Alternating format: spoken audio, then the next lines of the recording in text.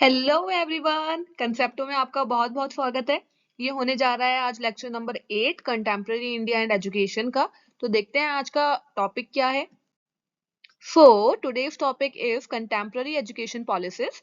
हम कुछ पॉलिसीज के बारे में पढ़ेंगे जैसे कि NEP 2020, SSA, RMSA, RTE act 2009, MLL, Kasturba Gandhi Balika Vidyalaya, current challenges in policy implementations. तो इन सब के बारे में हम वन बाय वन पढ़ेंगे, बहुत इजी है, आपको जल्दी से समझ आ जाएंगे।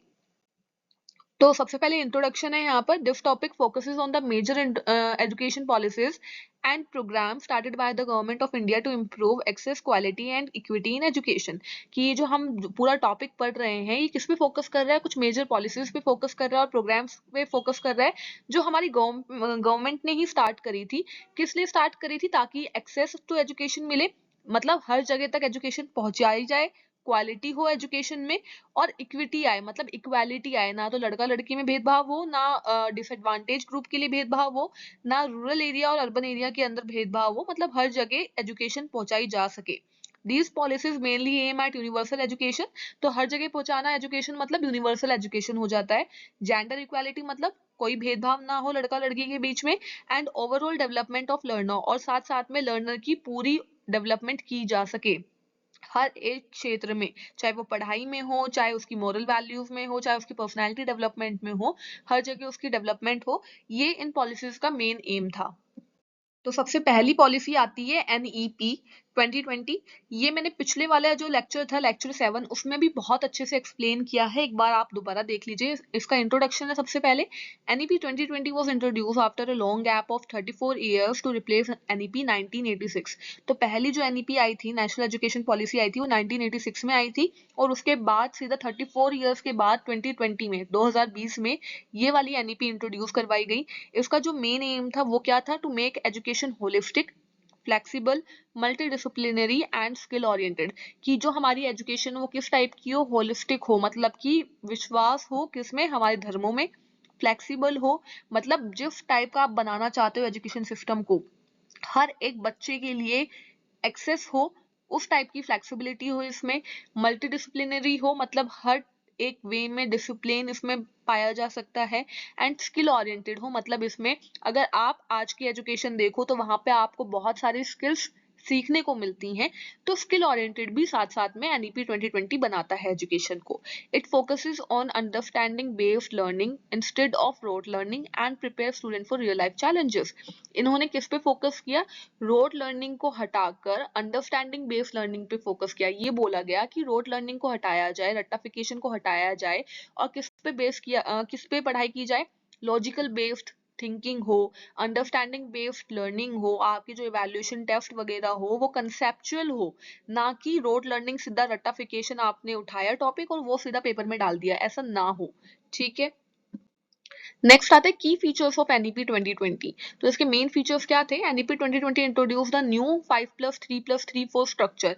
इन्होंने ये वाला स्ट्रक्चर इंट्रोड्यूस करवाया गया जिसका मतलब है स्टार्टिंग के 5 साल कौन से हो गए? प्रैप के, nursery, LKG, UKG, first, second.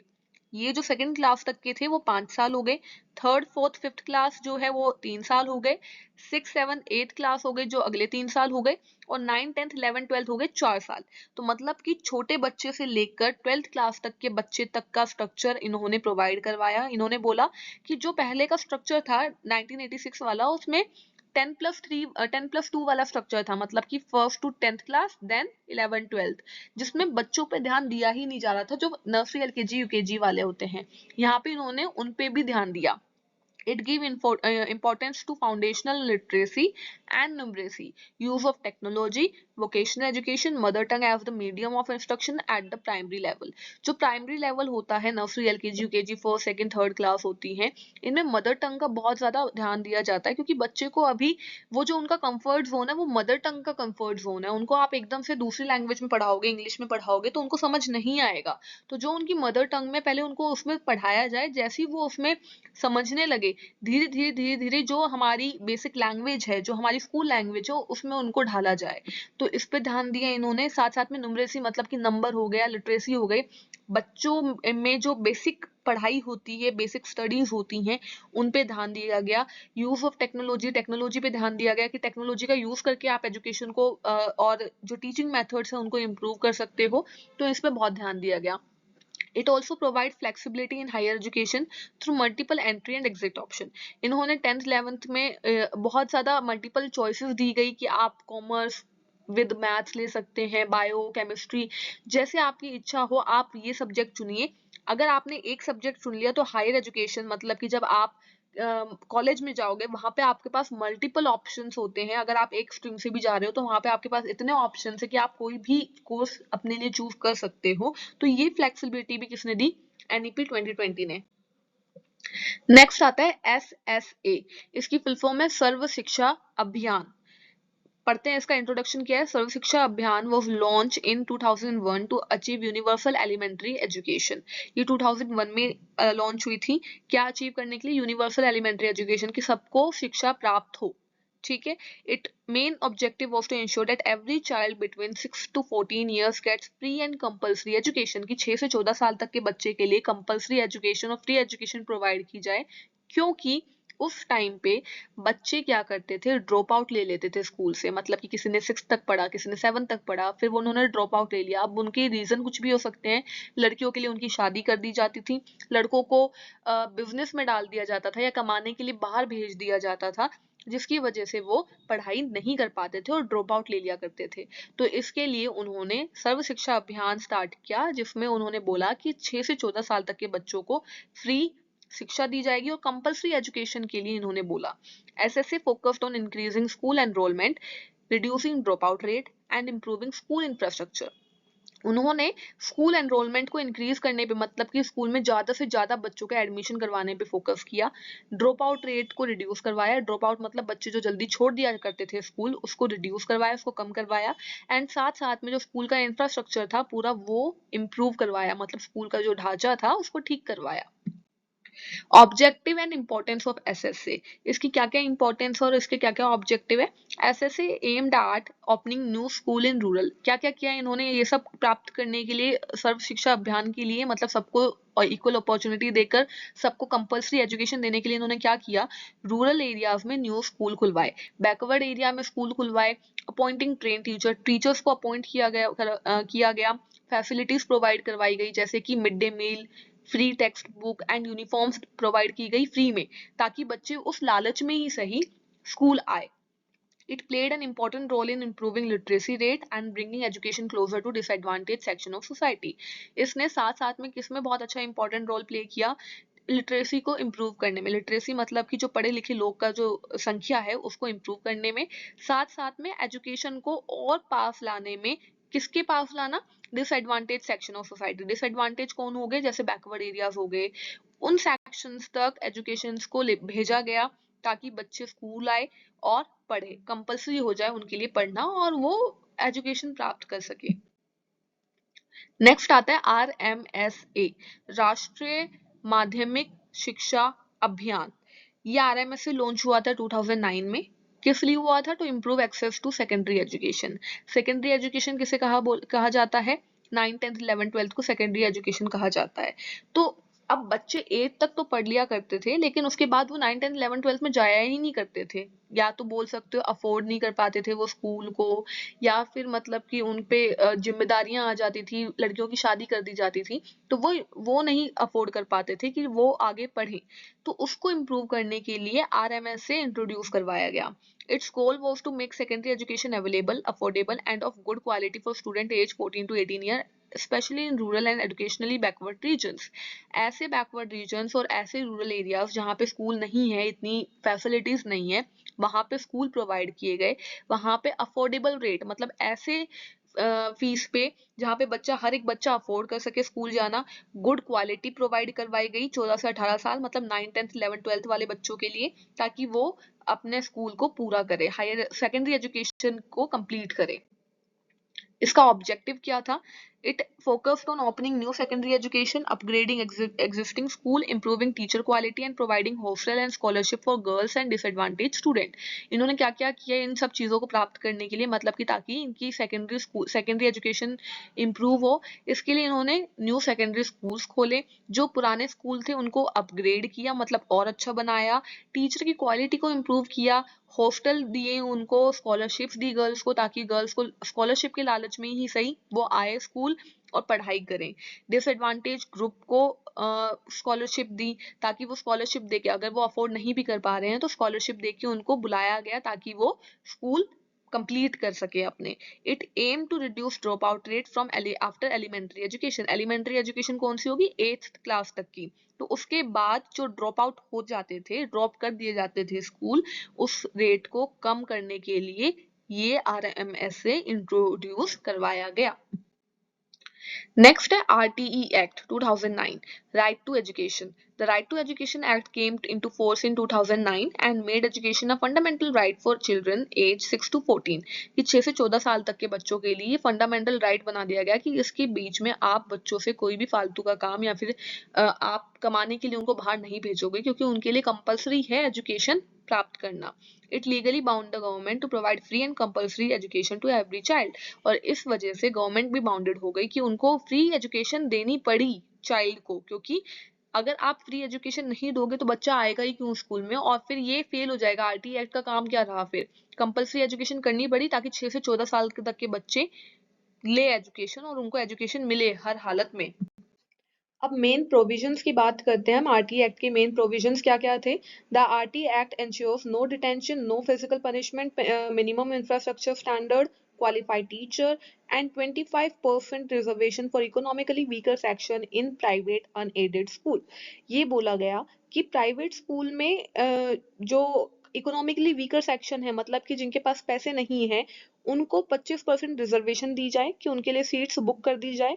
दूसरा, जो इंफ्रास्ट्रक्चर है स्कूल का, वो बहुत, मतलब कि जितना पॉसिबल हो सकता है, हम ये नहीं चाह रहे कि आप बहुत हाई फाई स्कूल बनाकर दें, बट जितना पॉसिबल होता है कि आपको वॉशरूम्स प्रोवाइड करवाने हैं, क्लासरूम्स हो, तो जो मिनिमम इंफ्रास्ट्रक्चर है, वो स्टैंडर्ड है, उसको मेंटेन किया जाए। कोई पनिशमेंट नहीं दी जाए, फिजिकल पनिशमेंट नहीं होनी चाहिए, मार कुटाई नहीं होनी चाहिए। तो ये RTE एक्ट ने इंश्योर किया। It promote equality and child friendly education. इसकी वजह से, RTE एक्ट की वजह से इक्वालिटी प्रमोट हुई, साथ साथ में ऐसा एजुकेशन हुआ जिसमें चाइल्ड फ्रेंडली हो, मतलब कि बच्चे के हित में हो, बच्चा वहां पे जाके कंफर्ट जोन में वहां पे पढ़ सकता है, उसको कोई डर नहीं है मार पिटाई का, वो मजे से वहां पे पढ़ सकता है, एजुकेशन ले सकता है। Next, minimum level of learning, MLL. MLL refers to basic learning outcome that every child should achieve at a particular stage of education। कि education के particular stage पे children को इतनी education होनी ही चाहिए, basic learning होनी ही चाहिए, ये minimum level of learning का मतलब है। MLL focus on ensuring that student gain minimum knowledge and skill in subject like language and mathematics। कि language जैसे कि English हिंदी हो गए, इन लैंग्वेज सब्जेक्ट्स और मैथमेटिक्स जैसे सब्जेक्ट है, इसमें बेसिक एजुकेशन बच्चे को होनी ही चाहिए। ये इंश्योर करता है कौन? MLL। क्या इंपॉर्टेंस है इसकी? It help teachers assess student learning levels and improve teaching strategies. ये टीचर्स को ये बताता है कि स्टूडेंट का लर्निंग लेवल कैसा हो सकता है और उसको आप कैसे इम्प्रूव कर सकते हैं, अपनी स्ट्रेटजीज किस तरीके से इम्प्रूव कर सकते हैं ताकि बच्चे को इतना मिनिमम आना चाहिए। It ensures quality education by focusing on learning outcome rather than just syllabus completion. इन्होंने ये भी एंश्योर किया कि क्वालिटी अच्छी होनी चाहिए, क्वांटिटी नहीं, कि सिर्फ सिलेबस कंप्लीट करवाने के चक्कर में आप क्वालिटी ना भूल जाए। आपको सिलेबस कंप्लीट करवाने के चक्कर में आप बस पढ़ाए जा रहे हैं, उसको कुछ समझ आए चाहे ना आए, वो चीज को इग्नोर करके MLL ने ये कहा कि क्वालिटी होनी चाहिए, क्वालिटी पे फोकस कीजिए, सिलेबस कंप्लीशन पे नहीं। कस्तूरबा गांधी बालिका विद्यालय, इसका KGBV इसको बोला जाता है। Kasturba Gandhi Balika Vidyalaya is a scheme launch to promote education among girls from disadvantage communities. ये गर्ल्स के लिए दी गई, जिनकी डिसएडवांटेज कम्युनिटीज कौन सी? जो मतलब अफोर्ड नहीं कर सकते, या फिर जिनकी जल्दी शादियां हो जाती है, या फिर जो इकोनॉमिकली वीकर हो गए, या फिर मतलब कि बैकवर्ड क्लासेस से बिलोंग करते हैं, तो उनकी जो गर्ल्स हैं, उन गर्ल्स के लिए ये स्कीम चलाई गई। It provides residential school facility for girls belonging to SC, ST, OBC and minority group। minority group हो गए, SC, ST हो गए, ऑब्वियसली हो गए। इन गर्ल्स के लिए स्कूल फैसिलिटीज प्रोवाइड की, उनको रेजिडेंशियल दिया गया, वहां पे हॉस्टल प्रोवाइड किए गए कि वो वहीं पे रह सकती हैं। इस तरीके से उनको फैसिलिटी प्रोवाइड करी गई। Objective and significance of KGBV. KGBV aims to reduce gender gap in education by providing free education, accommodation, food and support to girls. क्योंकि इन्होंने गर्ल्स पे फोकस किया था तो गर्ल्स को फ्री एजुकेशन फ्री फूड देने से क्या हुआ, जेंडर गैप रिड्यूस हुआ। क्योंकि पहले सिर्फ लड़का लड़का पढ़ाई करता था, लड़कियां जा ही नहीं पाती थी। अब यहाँ पे क्या होगा, लड़कियों को फ्री देने से तो लड़कियां जाएगी, जिसकी वजह से जेंडर गैप एजुकेशन के अंदर, कि एजुकेशन पढ़ाई सिर्फ लड़के लड़के कर पाते थे, लड़कियां नहीं कर पाती थी या फिर थोड़ी बहुत कर पाती थी, तो वो गैप रिड्यूस हुआ, कम हुआ। It play a major role in empowering girl through education specially in rural and backward areas. साथ साथ में गर्ल्स को एम्पावर किया गया, उनको ताकत दी गई, किसकी हेल्प से, एजुकेशन की हेल्प से। और कहाँ पर, मेनली रूरल और बैकवर्ड एरियाज में। Current challenges in policy implementation, क्या चैलेंजेस उनको मिले पॉलिसी के दौरान। Despite strong policies, challenges remain such as lack of infrastructure, shortage of trained teacher, digital divide, poor monitoring and regional inequalities. कि आपने schemes तो बना दी, पॉलिसीज तो बना दी, फिर भी उसके बाद भी बहुत सारे चैलेंजेस फेस करने पड़े। जैसे स्कूल की फैसिलिटी बहुत खराब थी, इंफ्रास्ट्रक्चर जो बिल्डिंग वगैरह है वो ढंग की नहीं थी, टीचर्स ही नहीं है अवेलेबल, डिजिटली आप कुछ भी उनको प्रोवाइड करके नहीं दे सकते, पुअर मॉनिटरिंग मतलब गाइडेंस नहीं है बिल्कुल भी, रीजनल इनइक्वालिटीज है, मतलब कि रीजन बेस्ड जगह जगह पर इनइक्वालिटीज होती हैं, उसकी वजह से बहुत सारे चैलेंजेस फेस करने पड़ रहे हैं। Effective implementation require proper funding, training. Effective implementation मतलब जो जो आपने पॉलिसीज बनाई है, और अगर आप चाहते हैं कि वो पॉलिसीज ढंग से काम कर पाए, तो उसके लिए प्रॉपर फंडिंग की जरूरत है, प्रॉपर ट्रेनिंग की जरूरत है, और कोऑर्डिनेशन जरूरी है किसके बीच में, सेंट्रल एंड स्टेट गवर्नमेंट के बीच में। तभी ये इफेक्ट कर पाएगा कौन, पॉलिसी। कंक्लूजन क्या निकलता है, सारी हमने जो भी पूरी बातें करी हैं उसका कंक्लूजन निकलता है। Contemporary education policies in India aim to create an inclusive, equitable and quality education system. जितनी भी हमने अभी पॉलिसीज पढ़ी, उनका सबका एक मात्र मेन क्या था, क्वालिटी होनी चाहिए एजुकेशन में, इक्विटेबल इक्वालिटी होनी चाहिए, चाहे वो इकोनॉमिकली वीकर सेक्शन हो या फिर बैकवर्ड क्लासेस हो या फिर जेंडर बेस्ड डिस्क्रिमिनेशन हो, कैसा भी हो, हर किसी को एक्सेसिबल हो एजुकेशन। इंक्लूसिव मतलब सबको साथ लेकर चलना, ऐसा एनवायरनमेंट, ऐसा एजुकेशन सिस्टम होना चाहिए। तो मेन कंटेम्प्रेरी एजुकेशन पॉलिसीज का ये एम था। While policies like NEP 2020, SSA, RMSA, RTE, MLL, KGBV have brought positive changes। और जबकि ये जो पॉलिसीज हमने पढ़ी है, जितनी सारी पॉलिसीज थी, ये पॉजिटिव चेंजेस लेकर आए हैं। इनके continued efforts are needed to overcome implementation challenge and achieve education को। और ये अगर कंटिन्यूअसली ऐसे ही चलते रहे, इनके एफर्ट्स ऐसे ही काम करते रहे, तो जरूर बहुत सारे चेंजेस आएंगे, कुछ आ भी चुके हैं और आगे भी बहुत सारे चेंजेस आएंगे, और एजुकेशन गोल्स अचीव भी किए जाएंगे। Thank you so much for watching this video. Please do like my video and subscribe my YouTube channel, और ज्यादा से ज्यादा शेयर भी कीजिए, आपकी बीएड के जो ग्रुप्स हैं उसमें शेयर कीजिए। जितने ज्यादा लोगों के पास पहुंचेगा उतना फायदा होगा बच्चों को, और उनको इधर उधर ध्यान नहीं देना पड़ेगा, उनको एक ही चैनल पे सारी वीडियोस मिल रही हैं, तो इससे ज्यादा अच्छी बात कोई हो ही नहीं सकती है। तो प्लीज उनकी भी हेल्प कीजिएगा, और see you in the next video. मैं जल्दी नेक्स्ट वीडियो लेकर आऊंगी। धन्यवाद, बाय बाय।